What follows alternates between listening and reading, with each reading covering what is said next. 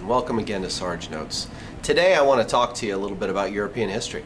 We're going to talk about the beginnings of World War I.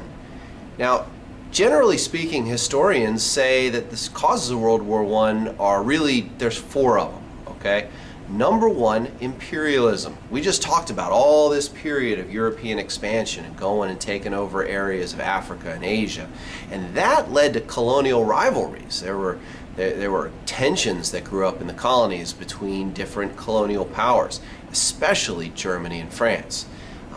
Some of the maps in your book will show you how those two really fought together both in Europe and in Africa. And the thing to remember is that this rivalry was something that they weren't going to fight in Europe. So they went and kind of found a different way to do it in Africa. So those imperial conflicts are really problem number one, because when someone messes with you somewhere else, then you might want to start getting messed with at home, and that can boil over. Number two, all right, imperialism was the first. Number two is nationalism. In the late 19th century, in the early 20th century, European countries became more and more and more national. These countries tried to promote how great they were in the face of everybody else, how much better they were than other countries, how superior they were in knowledge and science and culture and art and everything. And it created this real competition, which, when you toss it on top of the imperial competition, made things pretty tense. So imperialism and nationalism. Number three, militarism.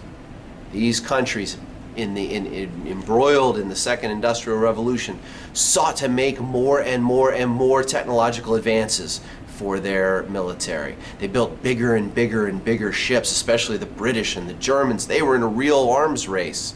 They were trying to get better and better technology for weapons, and they were trying it all out as this all snowballs together in the different imperialism or in different colonial areas that they were taking over. They tried them out in China, they tried them out in Southeast Asia, they tried them out in Africa, and they were learning how these new military technologies could really work to their advantage. So we have nationalism, we have imperialism, and we have militarism.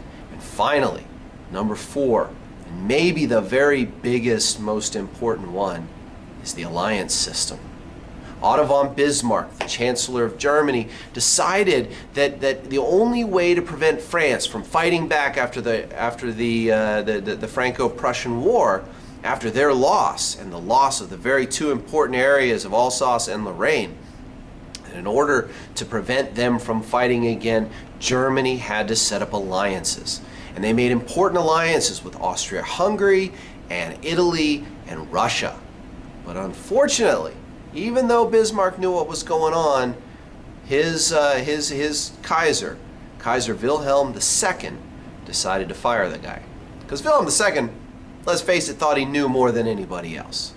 And it turned out, when he decided to isolate Russia and say, we're not going to be friends with you anymore, that Russia turned the only place they could, and that's to France.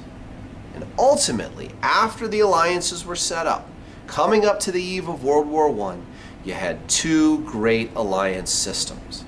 The Triple Entente, made up of France, Russia, and Great Britain. And the Triple Alliance, made up of Germany, Austria-Hungary, and Italy. And as anyone knows, when there are two big, strong guys on the block, there's gonna be a fight at some point.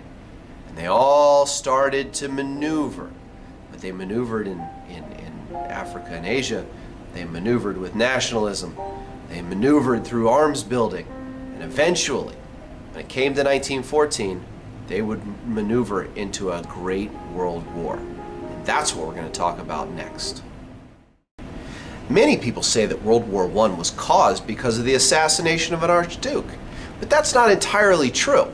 As we've seen, it was caused by those four different major things that have been going on in Europe in years prior to World War I. With all of those things going on, it took one spark. There was something that had to happen to get these guys fighting. Well, that thing happened in Sarajevo. And it did happen with an assassination when the heir to the Austro-Hungarian throne was killed. Now, there is a long series of shifts, maneuvers, and war preparations and all of that that really caused World War I and that got the whole thing started. Historians debate today over exactly when it was beyond the point where they could have stopped it. But what's important to understand is that it happens because it kind of had to happen. For about 30 years prior to World War I, the German military establishment had been trying to work out the most complicated problem of German politics, at least in foreign relations, which is how do you have an enemy on your west, France, and an enemy on your east, Russia, and still win? And they had fought this over. They had eventually come up with what became known as the Schlieffen Plan. Now, the Schlieffen Plan was Germany's sort of master plan on how to do this. It hinged on two things. Number one, it hinged on the fact that Russia would take a long time to be war ready. That from the time they decided to start mobilizing their troops, getting all these guys from their small little villages all across the vast expanse of Russia, which goes 5,000 miles one side to another, along small train tracks and everything else, pulling them together, training them, outfitting them, arming them, and then getting them to the front, that would take a while. So that's number one. Number two, it was hinged on the idea that a quick strike against France would be ultimately successful. And so, without getting too specific as to exactly what the plans had in it, let's just say this. The plan was a two-pronged plan. Number one, attack France, and do it before France was ready. So, take the initiative here and declare war on France. And they did that. But it hinged on them being able to take out Paris in 6 weeks. And unfortunately, they weren't able to do that. The Belgians, they had to go through Belgium in order to get to France. The Belgians held up a lot stronger than they thought. And Russia, which was part two of the plan, once we've conquered France, head over to the east and fight the war against Russia and win that, the Russians mobilized faster than they thought. And so they ultimately got stuck. And the reason they got stuck was because of technology. Technology slowed things down. And even though they made quite a move into France, they ended up getting stopped. The French sent everything they had from Paris. They used every single truck and every single, guys were riding out on bicycles to get to the front. And then they stopped. And when they stopped, they did something which was going to characterize World War I. They dug trenches, and they got into those trenches, and those armies wouldn't leave those trenches for about 4 years. Now, when we talk about World War I and AP Euro, you don't need to know a lot about the war, but you do need to know what happened to start it and to get it going. And that's basically what we have here. So I hope it all makes sense to you. And if it doesn't, watch this again, because it's a very complicated system and it's easy to get bogged down in the facts. But just remember this. There are 4 causes for World War I. I've gone over these: nationalism, imperialism, militarism, and the alliance system.